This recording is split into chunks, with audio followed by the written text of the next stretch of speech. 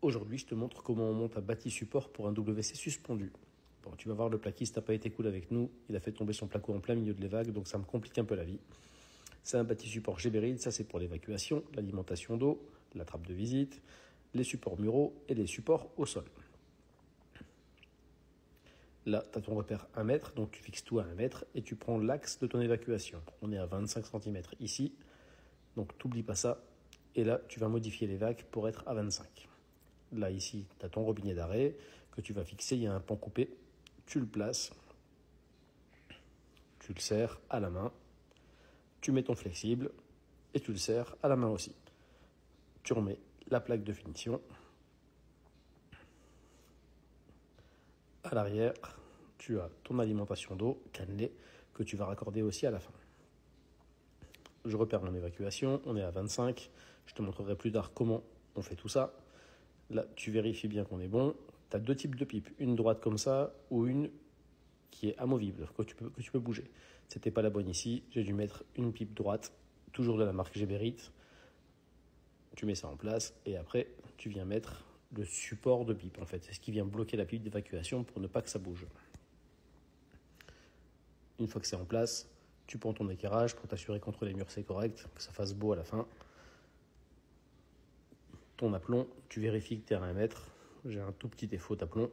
Donc, tu dévisses les deux vis qui sont en bas. C'est celles qui vont te permettre de régler à gauche et à droite.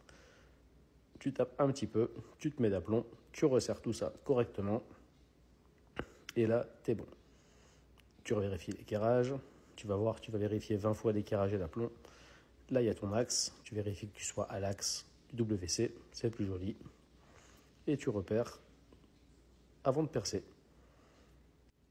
Je repère aussi mon évacuation et je te montre la suite dans la deuxième partie. A tout de suite.